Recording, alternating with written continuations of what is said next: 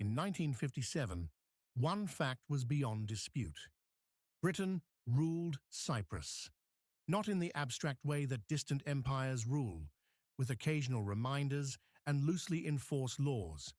Britain ruled Cyprus in the specific, daily, suffocating way that colonial powers rule when they are determined to stay. British soldiers patrolled the streets. British courts issued verdicts. British governors decided who lived and who died. The Union Jack flew over every school, every government building, every symbol of authority on an island that had been Greek in language, culture, and soul for 3,000 years. The Greeks of Cyprus had a word for what they wanted: enosis, union, not independence, union with Greece, with the motherland, with the civilization that had given the world Homer and Socrates, and the idea that free people govern themselves. Enosis was not a political slogan. It was the cry of a people who looked at the map and could not understand why an island 90% Greek in population, sitting in the eastern Mediterranean, was being governed from London. Britain's answer to enosis was simple.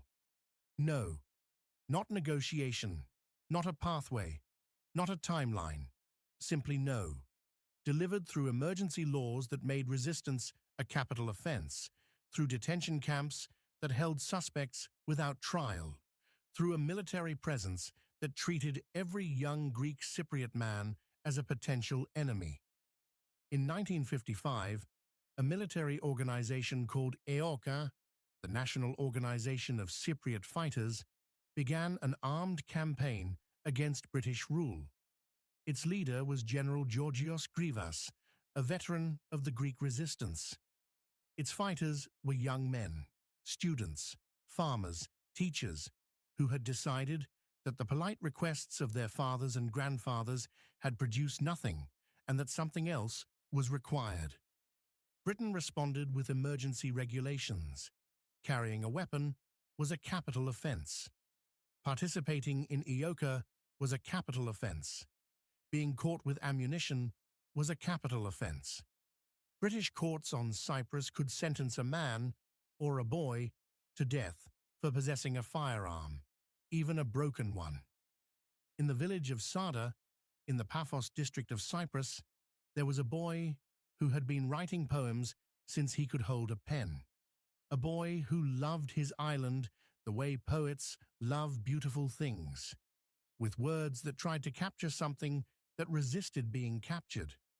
A boy who, at the age of 15, had climbed a flagpole at his school and torn down the British flag with his bare hands rather than watch it fly on the day of Queen Elizabeth's coronation. His name was Evagoras Pallikarides.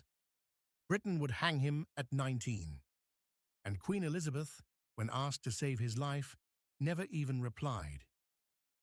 Evagoras Pallikarides was born on February 27, 1938, in Tsada, a small farming village in the Paphos district of Western Cyprus.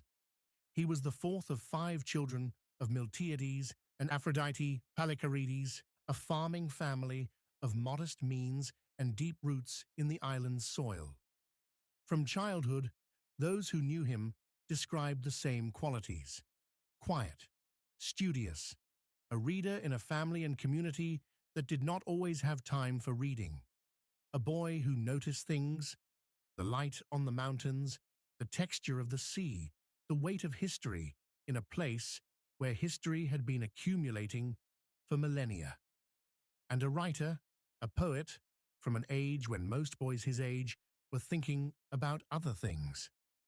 He attended the Greek gymnasium of Paphos, the high school where the language of instruction was Greek, where the history taught was Greek history, where the teachers and students understood themselves as part of a civilization that stretched back to antiquity and that found itself, in 1953, governed by a distant empire that had other plans for their island.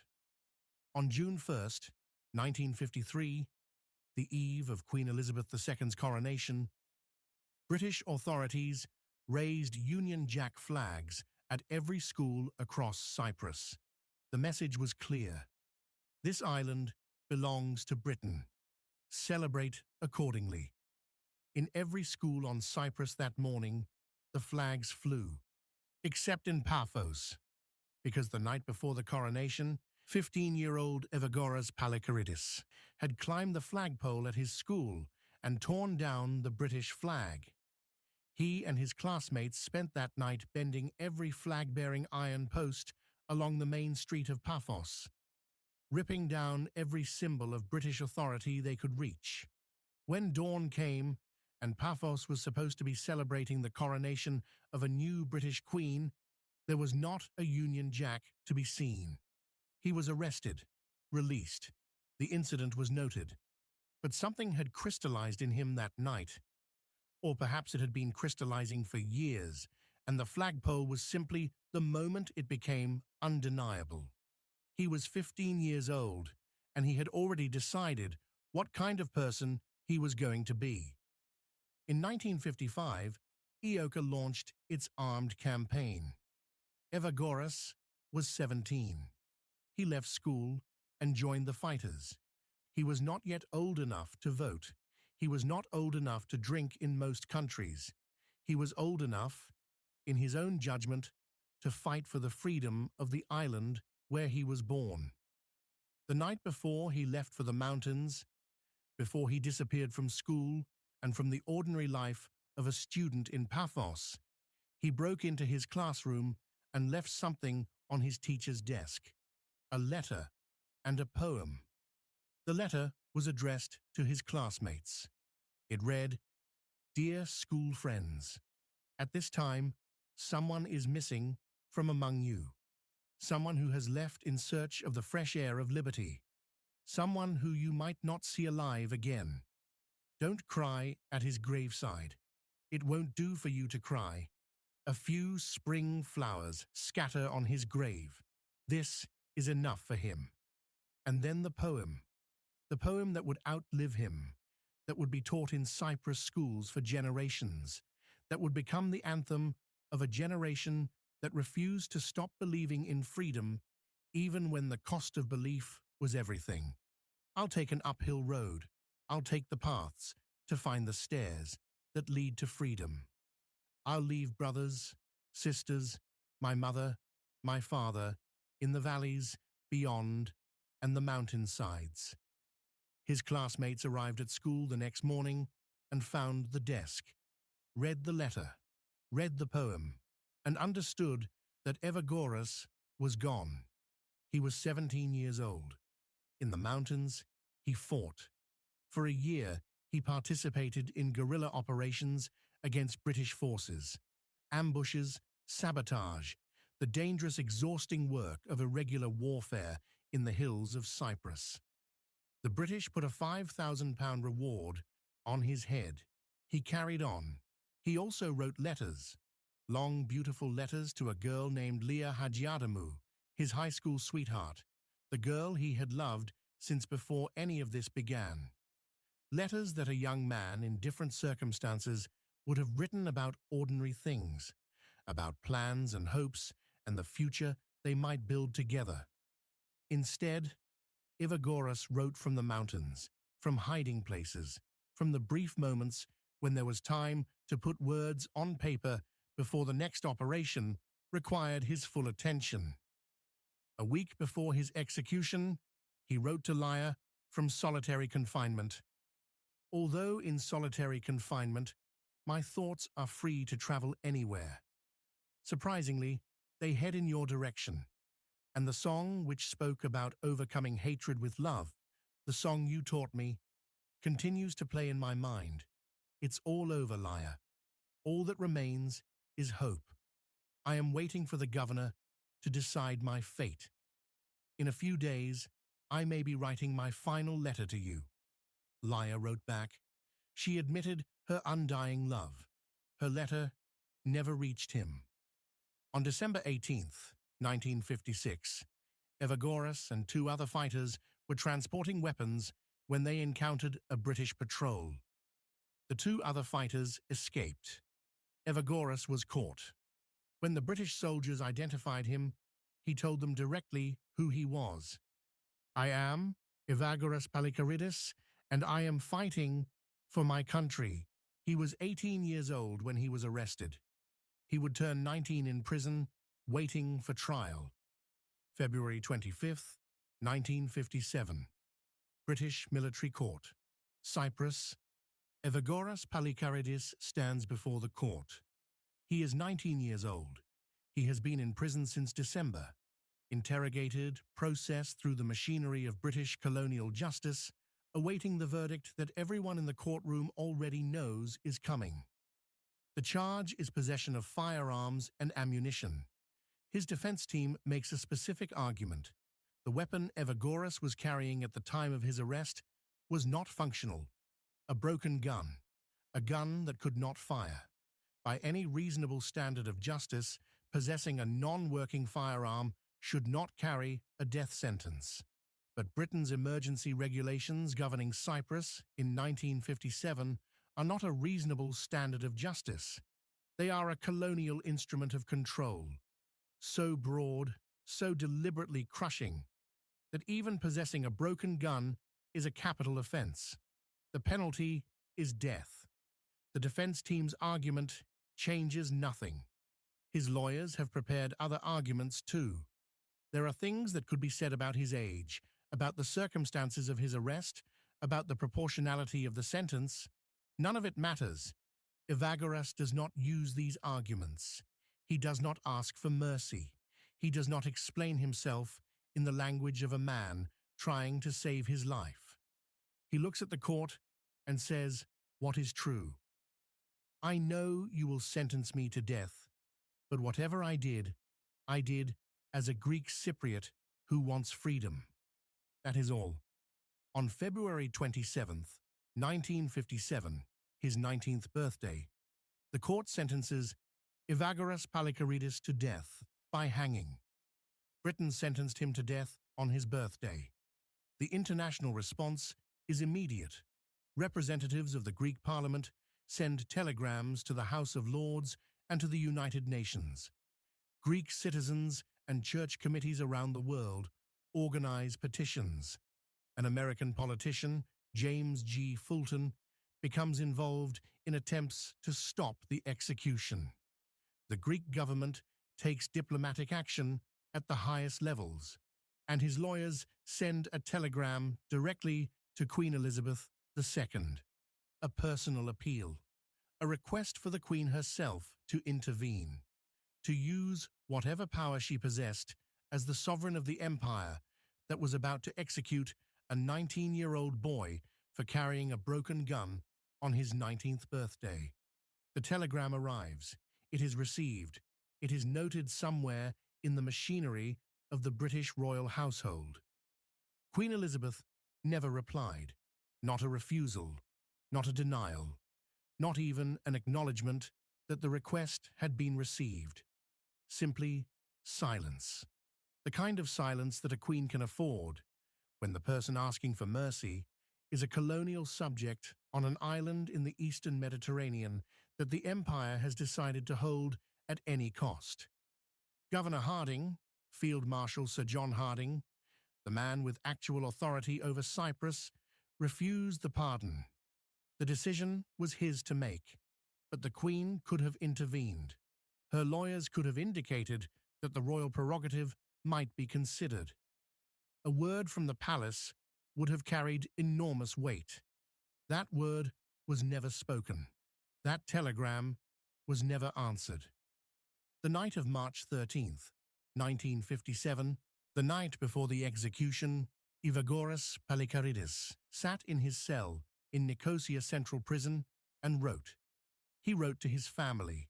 He wrote final words. And he wrote one last document, a few lines that anyone who reads them today will not soon forget. The time was 7:30 in the evening. He was writing by whatever light was available in a prison cell the night before his death. He wrote, "I am going to follow my fate with courage. This may be my last letter, but it doesn't matter. I don't feel sorry for anything. Even if I lose everything, one dies only once. I will be walking to my last home, feeling happy. What does tomorrow mean? Everybody dies one day. It is a good thing to die for Greece. Time, 7:30. The most beautiful day of my life. The most beautiful time. He called it the most beautiful day of his life. The night before his execution. In a prison cell. 19 years old.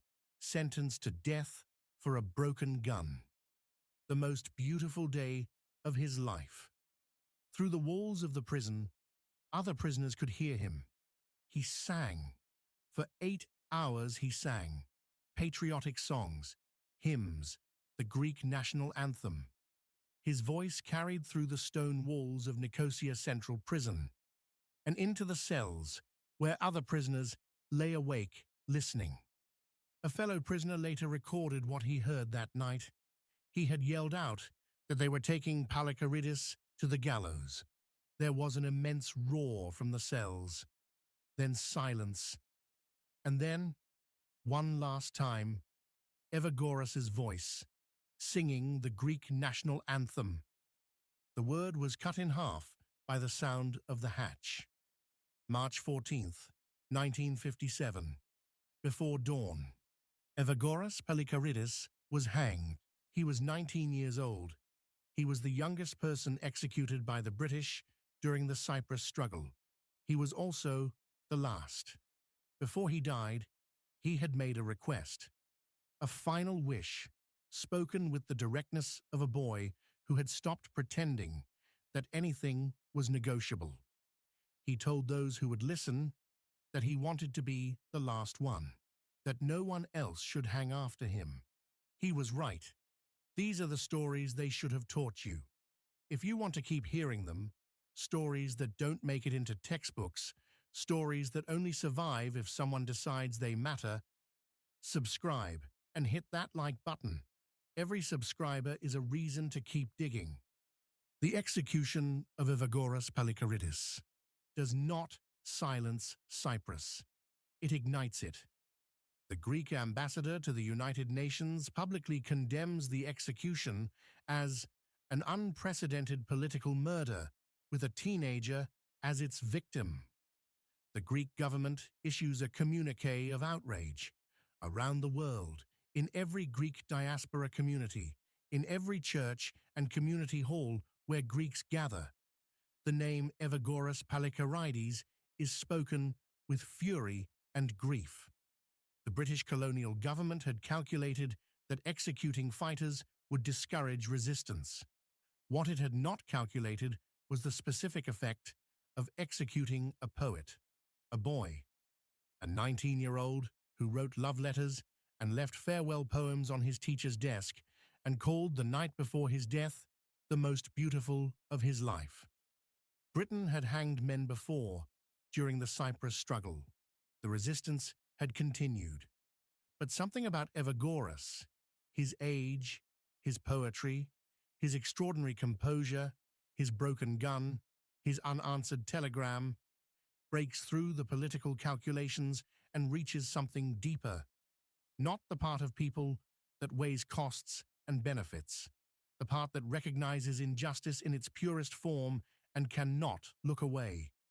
26 other Cypriot fighters were awaiting execution when Pallikarides was hanged. Their death sentences had been issued by British courts under the same emergency regulations. They were scheduled to die. British officials now face a stark and inescapable calculation. They have just hanged a 19-year-old poet for carrying a broken gun.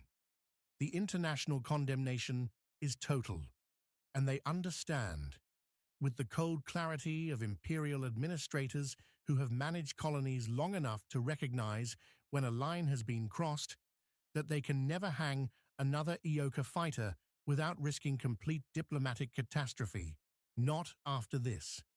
The execution of Evagoras Pallikarides has made it politically impossible to continue.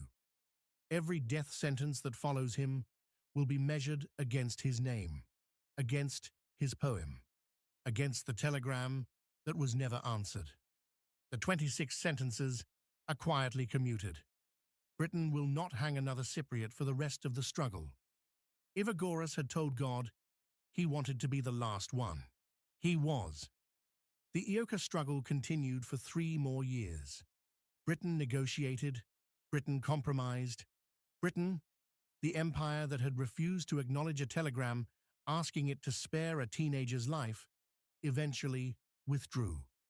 On August 16, 1960, Cyprus became an independent republic. The British flag that a 15-year-old had torn from a flagpole in Paphos came down from every government building on the island. It never went back up. Leah Hadjiadamu kept his letters for decades. She moved to South Africa. She built a life. She carried the letters with her. The beautiful, carefully written letters from a boy who loved her and who had chosen to die on a mountain rather than live on his knees. For 50 years, she did not show them to anyone. They were private. They were hers. In 2013, she allowed them to be published. She was 82 years old. She had been holding those letters for more than half a century.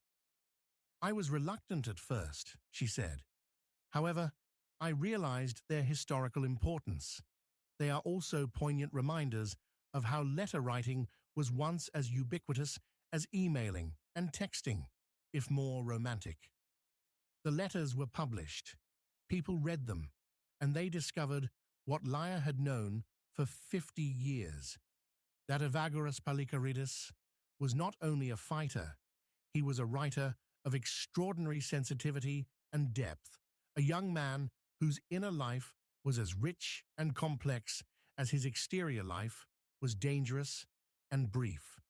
His poem, the one he left on his teacher's desk before he went to the mountains, is still taught in Cyprus schools today.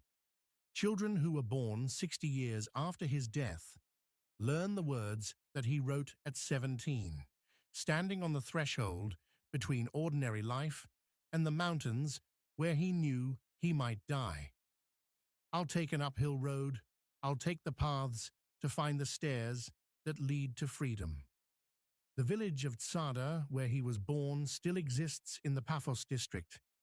The imprisoned graves, Phylakismena Minimata, where the British buried him in secret in the prison courtyard to prevent his funeral from becoming a demonstration, still exists in Nicosia. His body was eventually returned to his family and reburied with the honors that a nation owes its martyrs.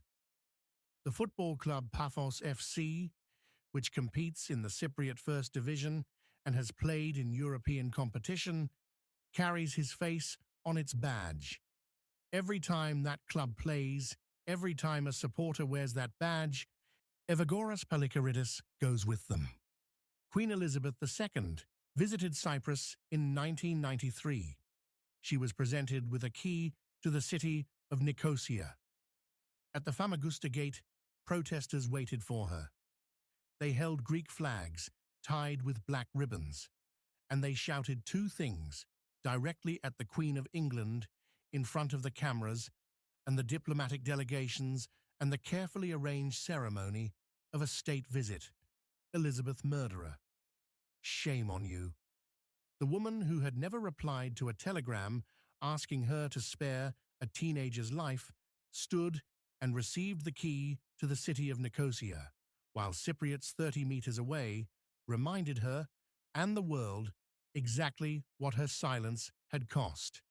36 years had passed. The grief had not. Some things do not get forgotten. Evagoras Pallikarides lived 19 years. He wrote poems that outlasted empires. He left a letter to his classmates that children memorize 60 years later. He spent his last night singing so that the other prisoners would know that fear had not taken him. He made one final wish, that no one else would hang after him. He was right about that too. Britain called him a criminal. Cyprus called him a hero. History has rendered its verdict, not in proclamations or official documents, but in the simple fact that his name is remembered and the names of the men who sentenced him are not. An empire ignored a telegram. A boy became immortal. Every like on this video is a reason to make the next one. If this story was worth your time, that button is worth your click. We'll be back with another story that history forgot to tell properly. Subscribe so you don't miss it. There's no algorithm that finds these for you. You have to choose them. Where are you watching from? Comment your city or country below. If you're from Cyprus, if your family lived through this period, if you grew up hearing Evagoras' name, tell us. We read everything. Thank you for returning Evagoras Pallikarides to the place he always deserved, in the memory of the people he fought for. He took the uphill road. You made sure the rest of us know where it led.